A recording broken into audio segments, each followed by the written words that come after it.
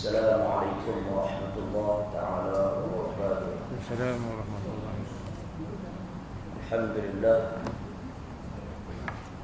الحمد لله الذي أرسل رسوله بالهدى ودين الحق ليظهره على الدين كله ولو كره الكافرون ليظهره على الدين كله ولو كره المشركون ليظهره على الدين كله ولو كره المنافقون. أشهد أن لا إله إلا الله وحده لا شريك له، وأشهد أن سيدنا محمدا عبده ورسوله وصفيه وخليله، خير النبي أرسله الله بشيرا ونذيرا وداعيا إلى الحق بإذنه وسراجا منيرا. اللهم صل وسلم وبارك على سيدنا وحبيبنا وشفيعنا محمد بن عبد الله صلى الله عليه وسلم وعلى آله وأصحابه أجمعين. اللهم فقهنا في الدين وعلمنا التأويل. اللهم اجعلنا من الذين يستمعون القول فيتبعون أحسنه. رب اشرح لي صدري ويسر لي أمري واحلل عقدة من لساني يفقهوا قولي. أما بعد، الحمد لله، bersyukur kita kepada Allah Subhanahu wa taala karena dengan limpah kurnia dan rahmat Allah Subhanahu wa taala, Allah taala beri keizinan sekali lagi untuk kita sama-sama menunaikan tanggungjawab kita sebagai hamba Allah, menunaikan salat maghrib secara berjemaah dan dapat sama-sama kita berada dalam majlis ilmu pada malam ini insya-Allah. Pada malam ini sambungan kuliah bulan kita bagi kitab Tafsir Nur Ihsan pada ayat malam. Iyyaka na'budu wa iyyaka nasta'in.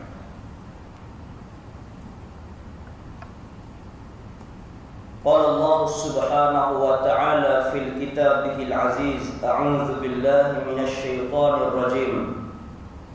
Iyyaka na'budu wa iyyaka nasta'in.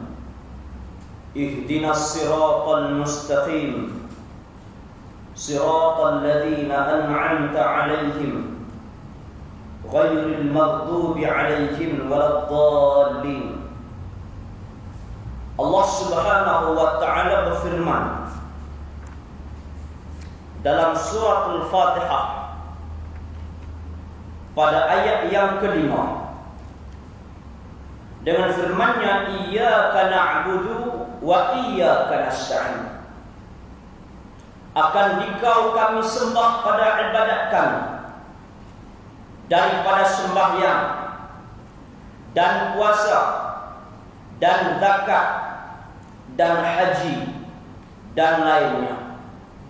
Wa iyyaka nasta'in, dan akan dikau kami minta tolong atas tauhid kami dan iman dan takut dan harap dan ikhlas ibadah bagi Engkau pada membanyakkan zikir lidah dan zikir hati dan berbuka mata hati dan bersih akan Dia dan berhadapan dan rindunya dan kepada Engkau semata-mata kerana asal hati itu sangat bersih, maka menutup akan dia oleh debu percakapan yang sia-sia, dosa, dan jika kerja maksiat jadi titik hitam sampai tiada nampak suka, yakni tiada datang fikiran kebajikan yang diibaratkan dengan walakin ta'mal qulub, dan tetapi buta mata hati itu, maka tiada suatu amalan yang boleh bersihnya Perbersihnya balik melainkan zikrullah dengan lidah dan zikir dengan hati atau hati sahaja sampai jadi bersih, tertangkup rupa alam dalamnya seperti yang jatuh pada setengah para aulia. Iyyaka na'budu wa iyyaka nasta'in. Satu ayat yang mana yang memberi makna cukup mendalam. Iyyaka na'budu, akan Dikau ya Allah kami sembah. Akan Dikau ya Allah kami sembah.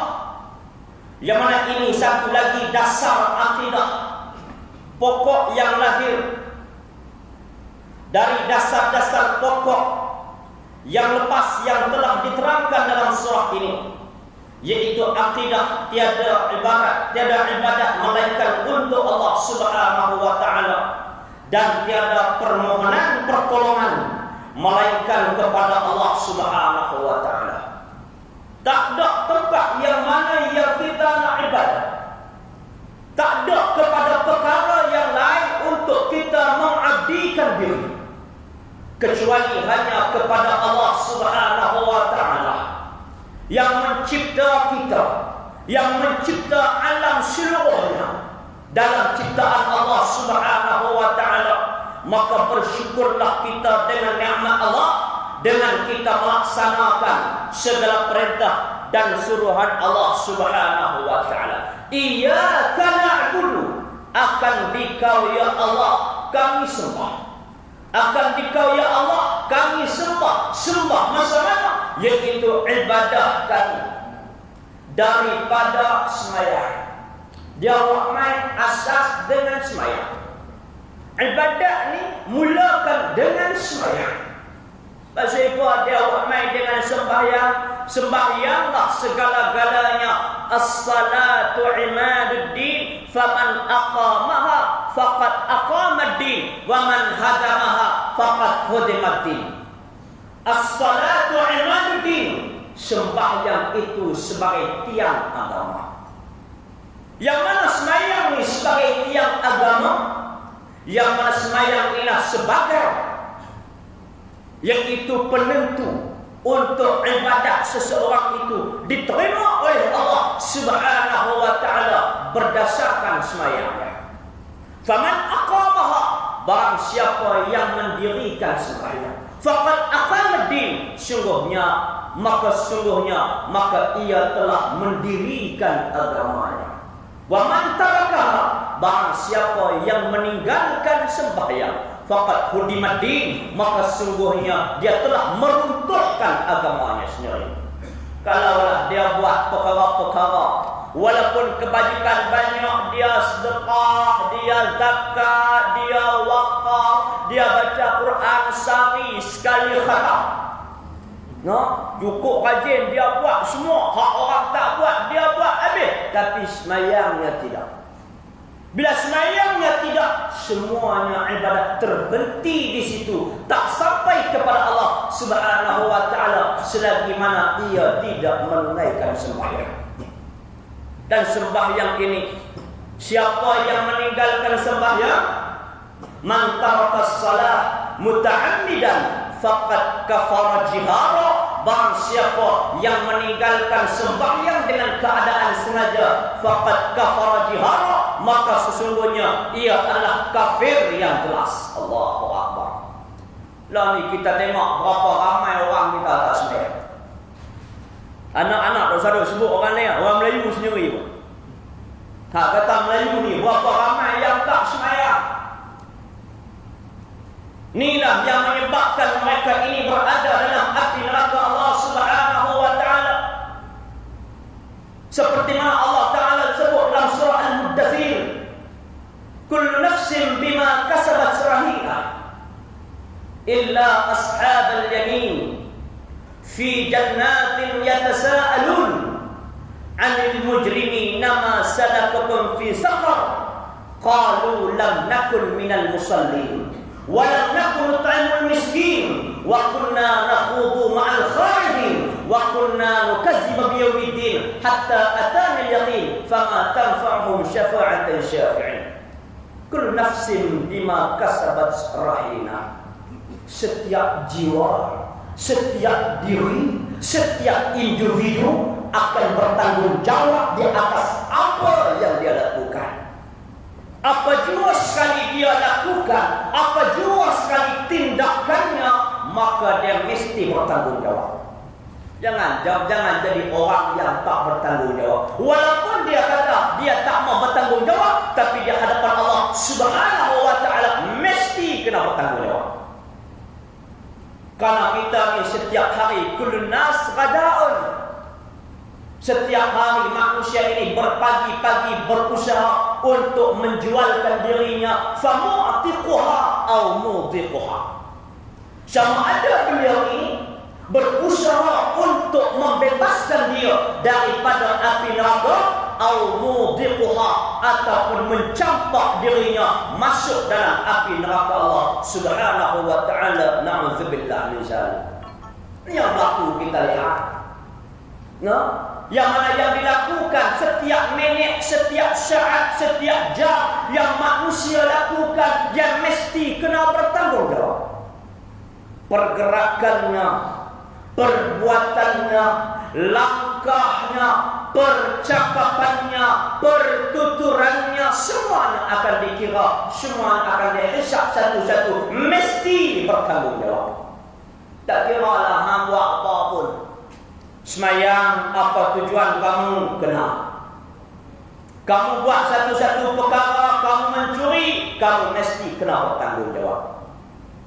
Kamu melakukan satu-satu perkara, kamu minum arak, kamu mesti bertanggung jawab. Kamu berjudi, kamu mesti bertanggung jawab. Kamu hina Islam, mesti bertanggung jawab. Kamu tolak Islam dalam berpolitik juga, kamu mesti kena bertanggung jawab. Setiap manusia akan bertanggung jawab di atas apa yang mana yang ia lakukan. Lalu Allah Subhanahu wa taala menyebut dalam Al-Quran, kullu nafsin bima kasabat rahina. Ini bukannya amalan ustaz, ini bukan amalan guru, ini bukan amalan alim ulama, tapi amalan oleh Allah Subhanahu wa taala. Setiap manusia mesti bertanggung jawab dengan apa yang ia lakukan.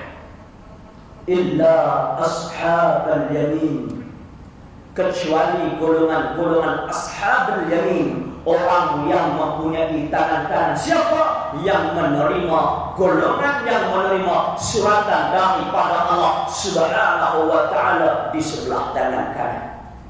Terima suratan di sebelah tangan kanan, ini di antara orang yang bahagia. Golongan ini yang akan dimasukkan ke dalam syurga Allah Subhanahu wa taala dengan apa yang mereka lakukan di dunia. Mereka taat kepada perintah Allah, mereka ibadat dengan Allah Subhanahu wa taala, mereka berjuang untuk agama Allah Subhanahu wa taala, berusaha untuk mendaulatkan syariat Allah Subhanahu wa taala, tidak sesekali melakukan perkara yang dilarang dan ditegah oleh Allah Subhanahu wa taala, walaupun mendedah aurat walaupun sedikit. Tak buat langsung, mereka ini akan dianugerahkan berada dalam syurga Allah Subhanahu wa taala, dan golongan ini diberi peluang untuk bertanya golongan-golongan yang ada dalam api neraka Allah Subhanahu wa taala. Diberi peluang orang beriman ini, orang ashabul yamin ini diberi peluang untuk bertanya golongan yang ada dalam neraka. Siapa yang masuk dalam neraka? Orang kafir, orang fasik, orang munafik, orang yang tak semayang, orang yang tidak menunaikan amanahnya, orang yang ingkar dengan hukum Allah, orang yang lawan dengan hukum Allah, orang yang tidak menutup aurat, orang yang membela kekufuran, orang yang membela kezaliman dan sebagainya. Di antara ditanya oleh ahli syurga kepada golongan ini, masalakakum fi saqar, kenapakah wahai kamu ahli-ahli neraka yang berada dalam api neraka saqar? Sebab apa kamu berada dalam neraka saqar? Kalau bahasa Kedah kata apa? Awak yang apa ramai sangat dalam neraka saqar ni. Maka jawab apa? Ya nakun minal musallin, bahwasanya kami ini tidak tergolong dalam golongan-golongan mereka yang menunaikan sembahyang. Jawaban pertama mereka jawab bahwasanya kami ini tak tergolong dalam golongan-golongan mereka yang sembahyang. Allahu Akbar. Siapa yang nak jawab soalan nanti? Orang tak sembahyang. Termasuklah yang tak sembahyang itu kemungkinan isteri kita. Termasuklah yang tak sembahyang itu anak kita. Termasuklah yang tak sembahyang itu suami kita. Termasuklah yang tak sembahyang itu mak ayah kita. Termasuklah yang tak sembahyang itu cucu kita. Termasuklah yang tak sembahyang itu generasi kita. Allahu Akbar. Bagaimana kita nak jawab, bagaimana kita nak lihat macam ini jawab soalan-soalan yang ditanya oleh ahli syurga. Dahlah kena azab dahlah kena pamer dah di satu-satu di padang mahsyar, duduk pula dalam neraka sakar, ditanya pula mereka jawab kami tak sembahyang semasa hidup di dunia ini. Allahu Akbar. Yang mana kita ini kalau kita baligh, kita balik usia 15 tahun, malam tu kita balik, esok tu subuh, waktu pertama yang mesti kita kena selesaikan. Zuhur tak lagi, baru subuh. Kalau kita mati lepas pada tu, hanya satu waktu sahaja difardukan kepada kita. Lepas tu pula zuhur, lepas tu pula asar, lepas tu pula maghrib, lepas tu pula isya, lepas tu pula subuh, lepas tu esok zuhur, subuh pula. Satu persatu daripada usia balik kita sampai hari ini telah berapa banyak sembahyang yang telah difardukan kepada kita. Selesai ataupun tidak kita pada hari ini, Allahu Akbar. Mungkin kita sembahyang, tapi sembahyang kita itu sempurna ataupun tidak. Mungkin kita sembahyang, adakah sembahyang kita itu diterima oleh Allah Subhanahu wa taala ataupun tidak? Adakah kita ini termasuk juga golongan yang nak jawab jawaban, yaitu pada di dunia itu dulu kami ini tidak tergolong dalam golongan-golongan yang mana yang meninggalkan sembahyang, yang golongan-golongan yang mana yang sembahyang. Wa kunna lam nakun minal musallin. Adakah kita nak jawab jawapan itu nanti? Na'udzubillah min dzalik. Jangan kita kata sekadar kata tu saja, pilih. Dan juga kita ini muhasabah dari kita, telah berapa banyak kita meninggalkan sembahyang. La syaraka. Qada'lah sembahyang kita. Kita takut mak kita, ayah kita juga yang tergolong dalam iaitu menjawab jawapan ini. Kita juga yang mana sebagai anak kita rasa mungkin mak ayah kita tertinggal sembahyang, maka laksanakan fidyah kepada mereka supaya selesai. Nah, fidyah pada mereka, carilah alim ulama, carilah tubu-tubu, carilah pondok-pondok untuk macam mana ustaz saya nak selesaikan fidyah mak ayah saya. Ayah saya dah mati, mak saya dah mati, yang mana mereka ini kemungkinan mereka sembahyang, tapi kita tak tahu macam mana mereka. Elok kita laksanakan fidyah supaya kita tak mau mereka salah seorang golongan yang menjawab soalan walam nakun minal musallin, bahawa kami ini tak tergolong dalam golongan orang yang mana yang sembahyang. Itu di antara golongan pertama. Walam nakun nut'imul miskin, jawapan yang kedua. Satu kelompok jawab dah walam nakun minal musallin. Soalan daripada ahli syurga, ma salakakum fi saqar, sebab apa kamu berada dalam neraka saqar? Walam nakun nut'imul miskin, kami juga tidak memberi makan kepada golongan-golongan fakir miskin. Allahu Akbar. Kita nak bagi fakir miskin makan, Allahu Akbar. Janganlah kita bagi yang kita tak mau dah.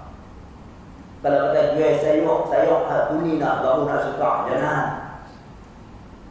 Kalau nak bagi baju, jangan bagi baju hak benda yang tak mau pakai dah, nak suruh kita semula balik, jangan. Memberi makan kepada fakir miskin, memberi makan kepada golongan-golongan miskin. Tanya diri kita, kita pernah tak memberi makan kepada fakir miskin? Membela golongan fakir miskin, menolong golongan fakir miskin, ataupun sebaliknya?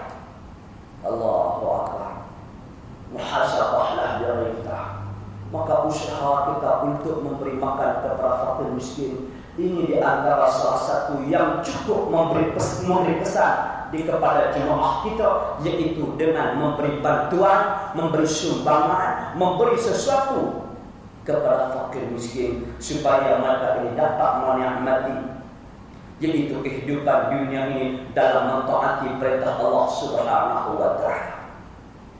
Walam nakun nut'imul miskin wa kunna nakhudu ma'al kha'idin. Allahu akbar. Di antara persoalan lagi, ma salakakum fi saqar, sebab apa kamu berada dalam neraka saqar? Di antara jawaban mereka satu kelompok yang ada di sana, wa kunna nakhudu ma'al kha'idin, dan bahwa adalah kami ini bersekongkol dengan mereka yang batil, mereka yang menolak Islam, mereka yang memperjuangkan satu perjuangan yang menolak agama Allah Subhanahu wa taala, yang menentang golongan yang menegakkan agama Allah Subhanahu wa taala. Bukan dalam kitab tafsir, cuba cek apa tafsir daripada wa kunna nakhudu ma'al kha'idin. Mereka ini menyebut, yaitu bahwa mereka sebagai pembela, sebagai penyokong, sebagai pendukung golongan-golongan yang mana golongan-golongan yang batil ini. Cukup saja ayat ini yang mana yang cukup memberi makna, yang cukup memberi kesan yang cukup mendalam bagi orang yang jelek mata hati. Allahu Akbar. Kita berjuang selama ini untuk Allah. Kalau kita berjuang kepada Islam, alhamdulillah. Kalau berjuang ni kerana bangsa, na'udzubillah. Berjuang untuk nak naik nama bangsa saja, Allahu Akbar, nak ke mana?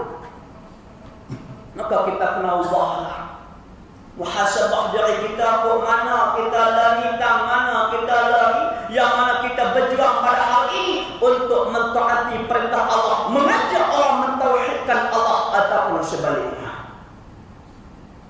Kita berjuang kerana Islam kah? Ataupun kita ni berjuang kerana individu? Kita berjuang ini kerana agama Allah kah? Ataupun kita berjuang kerana untuk nak menaikkan nama bangsa? Yang mana baru-baru ini kita dikejutkan dengan, yaitu satu filem penghinaan terhadap junjungan besar Nabi Muhammad sallallahu alaihi wasallam.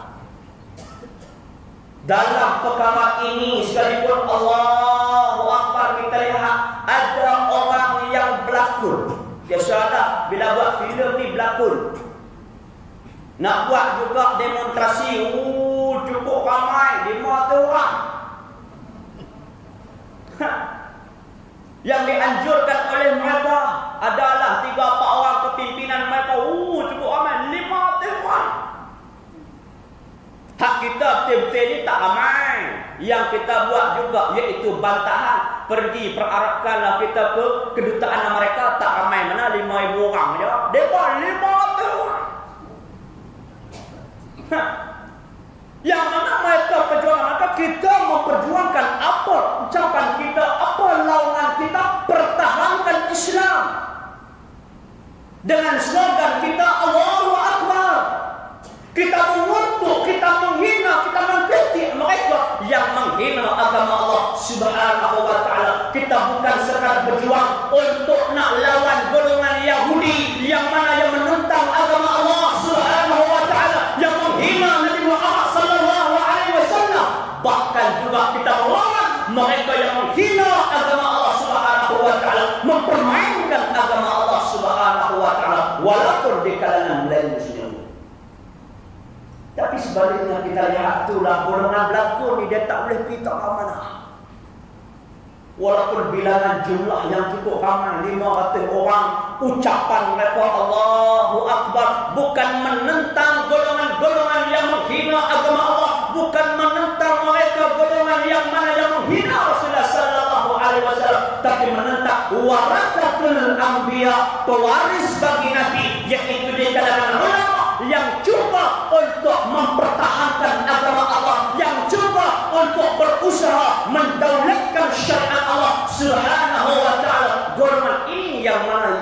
yang bertahan. Termasuklah sampai hari ini Allahu Akbar, penghinaan demi penghinaan. Penghinaan demi penghinaan terhadap ulama. Allahu Akbar. Kita ingat satu soalan yang Nabi pernah bertanya kepada Jibril alaihi salatu wassalam. Nabi bertanya kepada Jibril, "Ya Jibril, wahai Jibril, engkau ceritakan kepada aku tentang ashabul ilmi, orang yang mempunyai ilmu di kalangan ulama."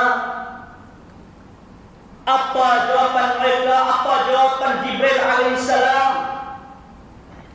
Ulama ini adalah pelita, adalah lampu kepada umat kamu. Tuba liman arafahum, Jibril kata, beruntung mereka yang mengenali ulama, beruntung mereka yang mana yang bersama dengan ulama, beruntung mereka yang memperjuangkan bersama-sama dengan ulama, beruntung mereka yang bersama dalam perjuangan ulama. Wal wail lima ankarahum wa abghadahum. Ini Jibril sebut kepada Nabi sallallahu alaihi wasallam, wal wail lima ankarahum wa abghadahum. Wailah, neraka wailah, celakalah golongan ini, mereka yang mana yang mengingkari ulama, yang melawan ulama, yang membantah ulama, wa abghadahum, dan melakukan perkara yang boleh memarahi, yang perkara yang boleh ulama itu marah, dan perkara-perkara yang boleh ulama itu benci. Buat satu-satu perkara yang boleh, yang mengguris hati seorang ulama. Allahu Akbar. Lawan semua. Jelas Jibril sebut wal wail lima angkara wa abghadahum. Mereka kata kami pun ada ulama juga, tapi tengok ulama apa macam mana? Ulama apa macam mana? Ulama apa? Tok guru ke tok garu? Beza tok guru dengan tok garu. Tok guru kalau orang tanya soalan dekat dia, dia jawab. Walaupun soalan itu yang mana, soalan yang sukar, walaupun soalan itu walaupun pahit sekalipun beliau nak sebut, tapi di atas kebenaran beliau sebut juga. Di antara kita lihat di kalangan tok guru ini, kalau kata zaman dulu, di antaranya Imam Syafi'i, Imam Nawawi rahimahullahu ta'ala, yang diusir oleh kerajaan Syria satu ketika dulu. Imam Nawawi diusir oleh kerajaan Syria satu ketika dulu. Sebab apa? Sebab kerajaan pada ketika itu suruh Imam Nawawi keluarkan fatwa supaya semua rakyat jelata memberi sumbangan, keluarkan segala harta benda untuk membeli kelengkapan senjata. Tu ya. Apa kata Imam Nawawi sebelum istiharkan supaya rakyat jelata keluarkan harta untuk membeli senjata kelengkapan perang? Terlebih dahulu Sultan Raja kena keluar dulu, Perdana Menteri, Presiden kena keluar dulu sebelum daripada rakyat jelata. Itu saja. Akhirnya Imam Nawawi dibuang negeri daripada Syam, buang ke Nawa, di tempat kampung asal dia, iaitu di kampung Nawa dalam negeri Derak. Itu Imam Nawawi. Kita lihat tok guru bila orang tanya soalan dekat dia terus jawab walaupun benda tu pahit. Tok garu bila orang tanya soalannya, dan dia garu pula. Nak jawab, jawatan aku ada mufti jawatan aku ada penasihat menteri besar. Jawatan aku ada, aku duk mengajak dia orang menteri besar. Ada belakang. Saya juga, sekali lagi kalau kata aku sebut benda ni, hilang jawatan aku. Orang tak panggil lah aku pergi buang besar. Hilanglah duit aku yang mana 11,000 orang bagi dekat aku. Allahu Akbar. Dengan duit yang sikit boleh mengeluarkan fatwa yang mana yang bercanggah dengan asal agama Allah Subhanahu wa ta'ala. Inilah yang disebut wa kunna nakhudu ma'al khaw'idin. pastikan kita jangan tergolong dalam golongan ini yang mana yang bersekongkol dengan golongan-golongan yang batil ini. Dan kita pastikan keluarga kita juga tak terlibat dengan golongan ini untuk menjawab soalan ini. Wa kunna nukadzibu biyaumiddin. Di antara jawaban mereka juga wa kunna nukadzibu biyaumiddin. Kami juga tergolong dalam golongan-golongan yang mendustakan hari akhirat. Mendustakan hari kiamat lalu cukup banyak. Orang yang tak percaya kepada hari akhirat, yang tak percaya kepada hari kiamat cukup banyak. Banyak yang mana golongan-golongan ini Allahu Akbar, yang tak percaya kepada kebangkitan hari kiamat. Sebab tu mereka ini sanggup melakukan kemungkaran dengan Allah Subhanahu